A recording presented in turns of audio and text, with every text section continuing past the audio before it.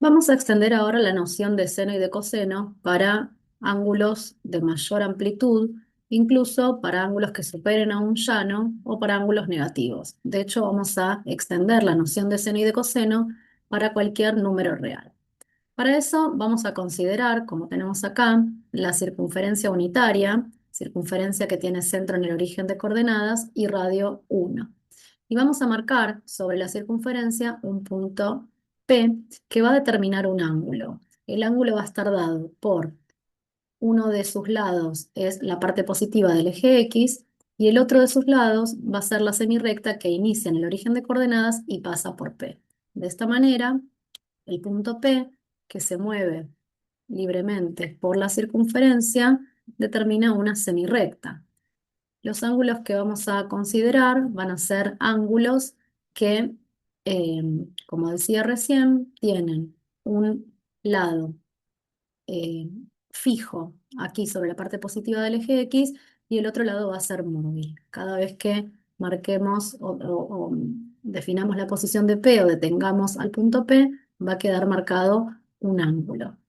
Ese ángulo alfa, la medida que sea que tiene, por ejemplo 45 grados, subtiende, ya habíamos hablado así, a este arco que está acá. ¿Sí? Entonces, por ejemplo, habíamos dicho que si este arco medía, vamos a suponer, eh, la cuarta parte de pi, un cuarto de pi, entonces este ángulo correspondía en grados a 45 grados, ¿no? O, por ejemplo, si el punto P lo ubicamos en este lugar, a 90 grados, entonces sabíamos que el ángulo correspondía a 90 grados, ¿sí? Y entonces el arco era todo este arco de acá. El ángulo de 90 grados subtiende al arco que mide pi sobre 2 radianes. Entonces, en cada posición que pongamos al punto P, siempre sobre la circunferencia, en cada posición, este punto P va a tener dos componentes. Una primera componente, que es la que llamamos habitualmente la abscisa, y una segunda componente que llamamos la ordenada. Nosotros solemos escribir a cada punto del plano como un par ordenado, ¿no? De componentes X e Y, donde, como decía recién, la X es la componente en el eje horizontal y la Y en el eje vertical. Entonces, cada punto o cada posición del punto P describe un par ordenado, ¿no? Por ejemplo, si el punto P lo ubicamos acá, formando un ángulo, el ángulo alfa acá sería de 0 grados, o la longitud del arco sería de 0 radianes. Entonces, cuando ese arco es de 0 radianes, el punto P que le corresponde es el punto de componentes 1, 0, ¿verdad? Este es el par ordenado 1, 0. Y cuando, por ejemplo, el punto P se ubica acá, correspondiente a un ángulo de 90 grados o bien a un arco de pi sobre 2 radianes, las componentes del punto P son 0, 1, ¿no? Entonces, podríamos anotar esto, que cuando el arco o cuando el ángulo es de 0 grados, o bien cuando el arco, llamémoslo T, al arco, la longitud del arco es de 0 radianes, en ese caso, el punto P que conseguimos es el de componentes 1C, ¿no? Repito, si el punto P está en este lugar, el ángulo medido en grados, o sea, la amplitud de este ángulo es 0, pero la medida esta longitud de este arco también es 0, cuando P está justo acá, ¿no? O sea, cuando esto no es el ángulo alfa, ¿no?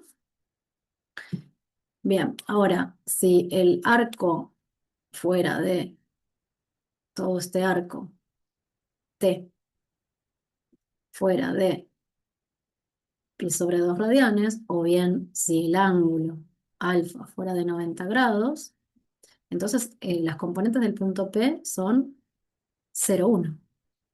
O sea que cuando alfa es de 90 grados, o bien el arco T es de pi sobre 2 radianes, acá no le estoy poniendo la unidad de medida rad, ¿no? Tendría que ponerle t. El punto que consigo es el punto de componentes 0, 1. O, por ejemplo, si ahora borro este arco y borro este ángulo y muevo el punto P hasta llegar acá, entonces ahora el ángulo que consideré es un ángulo de 180 grados y el arco es de pi radianes, ¿no? Y el punto P tiene componentes -1, 0. Entonces, cuando alfa corresponde a 180 grados, o bien en radianes el arco tiene una longitud de pi, entonces el punto P al que llegamos es el que tiene componentes -1, 0. Y por ejemplo, ¿qué pasa si, voy a borrar este arco y este ángulo? ¿Qué pasa si, por ejemplo, al punto P, desde acá lo movemos, pero lo movemos hasta acá, por ejemplo, hasta ahí? Bueno, entonces ahí podemos decir que el ángulo que corresponde a -90 grados, recordemos por qué nos movimos en el sentido a favor de las agujas del reloj, que es la manera negativa de medir los ángulos, corresponde a este arco, que diríamos que tiene una longitud de -pi/2 radianes. El punto al que llegamos es el punto de componentes 0, -1. Así que podríamos escribir que cuando alfa es -90 grados, el arco que corresponde es de -pi/2 radianes y el punto P al que se llega es el de componentes 0, -1. De esta manera podemos determinar que para cualquier número real, ya sea positivo o negativo, ¿sí? Si yo tengo t, un número real cualquiera, que representa la longitud de un arco, si es positivo, st, entonces yo ya sé que si es positivo voy a recorrer esa cantidad t en el sentido antihorario, ¿sí? Y si t fuera negativo, voy a recorrer esa longitud t en el sentido horario. Entonces voy a sacar estas marcas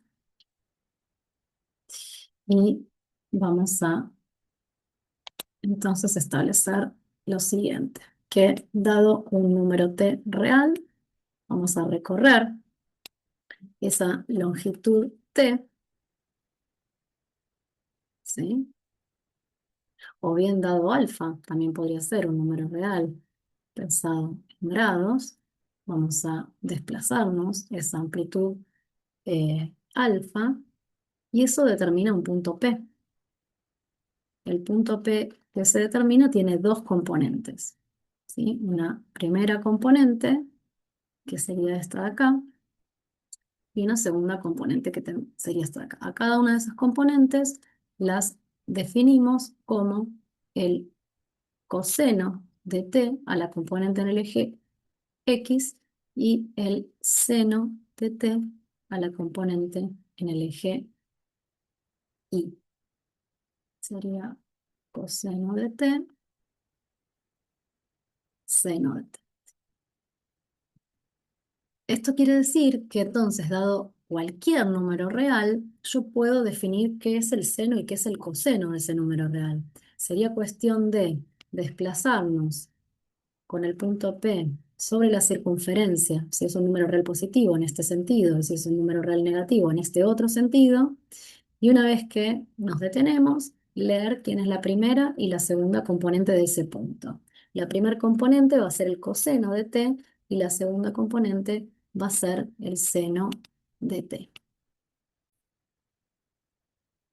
De esta manera entonces, para cada arco de longitud t, que describe un punto P con dos componentes, esas dos componentes se definen o definen el seno y el coseno de t. ¿Sí? A medida que el arco va siendo con otra longitud, Entonces describe un punto P cuya primer componente es el coseno de t, se define como el coseno de t, y la segunda el seno de t. Por ejemplo, si el arco es un arco de 0 radianes, ¿no? Como habíamos mencionado acá, y entonces el punto P es el punto de componentes 1, 0, entonces de acá vamos a deducir que 1 es el coseno de 0 y 0 es el seno de 0. Si, por ejemplo, el punto P corresponde a un arco de pi sobre 2 radianes o 90 grados, que sería esta situación que presentamos acá, tendríamos entonces que la primer componente es el coseno de t, o sea, el coseno de pi sobre 2 radianes, es 0. Y la segunda componente es el seno de t, el seno de pi sobre 2 radianes. El seno de pi sobre 2 es 1. O sea, podríamos ir empezando eh, a registrar algunas ideas como que el coseno de 0 radianes, o sea, cuando el arco es de 0 radianes, en esta situación, esta primer componente es el coseno, o sea, el coseno de 0 radianes es 1, y el seno de 0 radianes es 0, la segunda componente. En el caso de, como decíamos recién, un arco de pi sobre 2 radianes, que determina este punto P de componente 0,1, la primera componente es el coseno y la segunda es el seno. ¿De qué cantidad? De pi sobre 2 radianes. O sea que el coseno de pi sobre 2 sería 0, es la primera componente del punto P, y el seno de pi sobre 2 sería 1, la segunda componente del punto P. Si, por ejemplo, consideramos ahora un arco que corresponde a un ángulo llano, es decir, un arco de pi radianes, ¿sí? El punto P al que llegamos tiene componentes -1 y 0. -1 es el valor del coseno y 0 es el valor del seno. ¿Coseno y seno de quién? De un arco de pi radianes, o sea, seno y coseno de pi. Así que estaríamos en condiciones de escribir que el coseno de pi es -1 y el seno de pi es 0. De esta manera podríamos asignarle valor de seno y coseno a cualquier número real, porque cualquier número real me ofrece la longitud de un arco, y esa longitud determina un punto P sobre la circunferencia con dos componentes. La primera va a ser el coseno y la segunda va a ser el seno de ese arco. Podríamos decir todo lo mismo, pero en vez de mencionar el ángulo desde el arco que se obtiene y la longitud en radianes, podríamos pensarlo en grados. O sea, podríamos decir, bueno, si el ángulo es de 0 grados, el punto P, 1, 0, indica el coseno y el seno de 0 grados. O sea que este punto P, este punto P también podría estar expresando el coseno de alfa y el seno de alfa si alfa estuviera medido en grados. O sea que yo podría decir que, así como dije que el coseno y el seno de 0 es 1, refiriéndome a un arco de 0 radianes, podría también decir que el coseno y el seno de 0 es 1 y 0 respectivamente, pero ahora donde 0 son 0 grados, ¿no? Podría agregarle el grados, ¿sí? En cambio, cuando, por ejemplo, hablo refiriéndome a un ángulo recto, a este ángulo que está acá, el arco es de pi sobre 2 radianes, pero la amplitud angular es de 90 grados. Estamos en esta situación. Define el punto P de componente 0,1. La primera componente es el coseno y la segunda es el seno. Entonces yo podría decir que 0 es el coseno de 90 grados o que 0 es el coseno de pi sobre 2. Yo acá lo escribí en radianes, pero lo podría escribir en su equivalente en grados. O sea, en vez de decir pi sobre 2, decir 90 grados. Entonces tendría que el coseno de 90 grados es 0 y el seno de 90 grados es 1. De esta manera, para cualquier número real que esté representando la longitud de un arco medido en radianes, positivo o negativo, o bien para cualquier número real que esté describiendo la amplitud angular de un ángulo en grados, a cualquiera de estas dos significados que le atribuya al número real, va a describir un punto P en la circunferencia y ese punto P va a tener dos componentes. La primera componente siempre va a ser el coseno de ese ángulo o de ese arco y la segunda componente va a ser el seno de ese ángulo o ese arco. Entonces, para cualquier número real se puede establecer el seno y el coseno. Tengamos en cuenta que si, por ejemplo, yo doy una vuelta completa y el arco este se está extendiendo hasta dar una vuelta completa, o sea, hasta 2pi radianes, que sería el equivalente en grados, en amplitud angular, sería 360 grados, ¿no? Si alfa fuera de 360 grados o el arco de 2pi radianes, entonces el punto P al que llegaría sería de vuelta al punto de componentes 1, 0, el mismo que estaba cuando el arco era de 0 grados.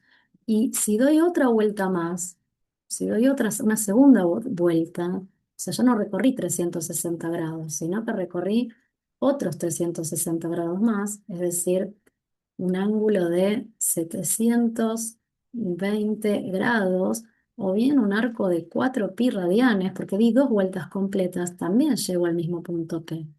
Y como la primera componente del punto P indica el coseno de ese arco o de ese ángulo, y la segunda indica el seno, hay un montón de arcos y de ángulos que tienen el mismo coseno y que tienen el mismo seno.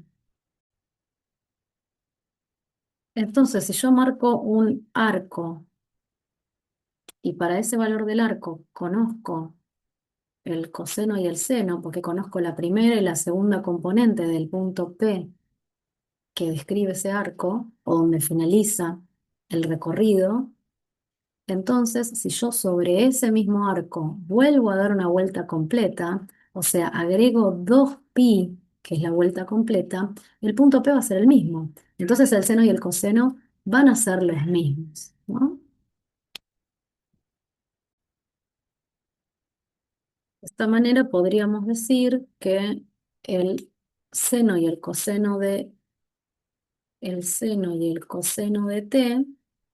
van a ser idénticos al seno y al coseno del arco de t aumentado en 2pi. Porque aumentar el arco t en 2pi es dar una vuelta completa y volver al mismo lugar, al mismo punto P. Y si en vez de dar una vuelta completa damos dos vueltas completas, o sea, al arco de longitud t le agregamos 2pi más 2pi, o sea, dos veces 2pi, también vamos a tener el mismo seno y el mismo coseno. Y si en vez de agregarle dos vueltas, le agregamos tres vueltas, o sea, tres veces 2pi, tres veces 2pi, también vamos a tener el mismo valor del seno y del coseno. De hecho, podemos agregar 2pi una cantidad entera de vueltas y entonces eso es agregar 2pi por k, donde k es un número entero, k perteneciente a z. Por eso decimos que seno y coseno son dos funciones que se establecen para todos los números reales, no importa si es positivo o si es negativo, y que son funciones periódicas, con un periodo de 2pi, o sea, cada 2pi vuelven a repetir sus valores.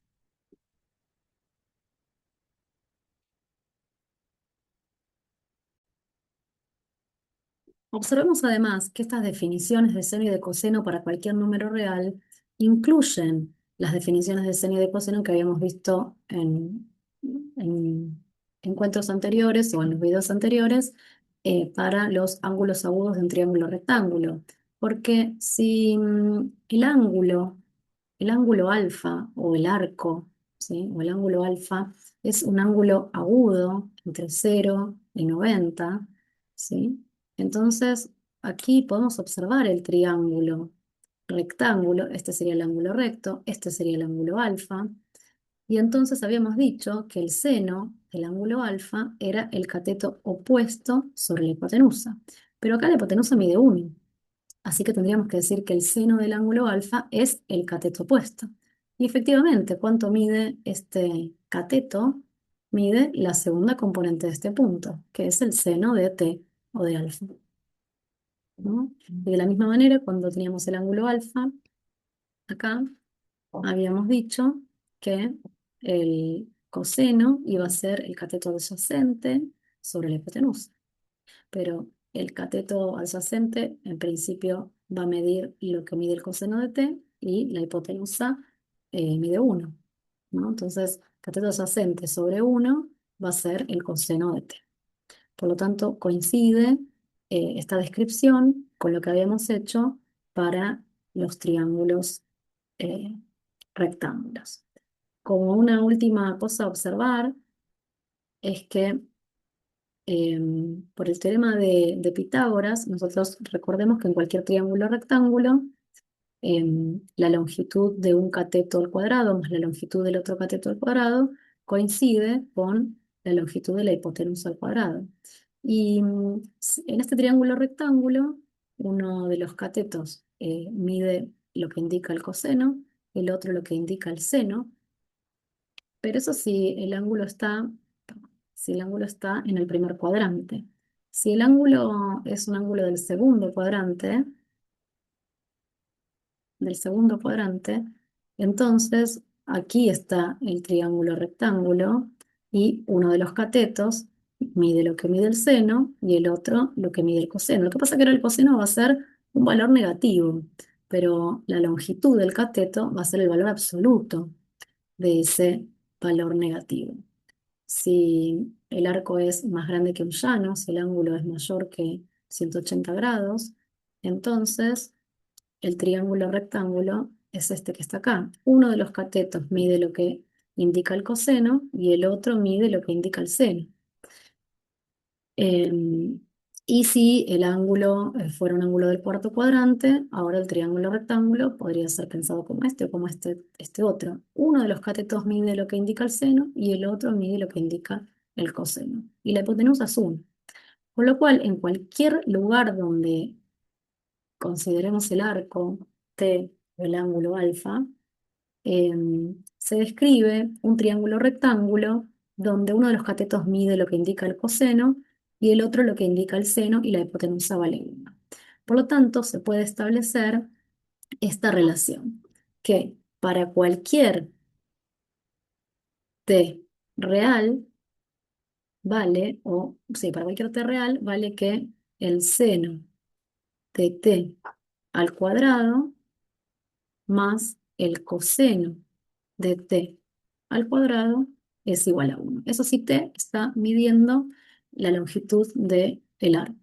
Lo podemos decir para alfa también, si estuviera midiendo los grados, el seno del ángulo alfa al cuadrado más el coseno del ángulo alfa al cuadrado es igual a 1. Esta es una identidad trigonométrica que la vamos a utilizar bastante.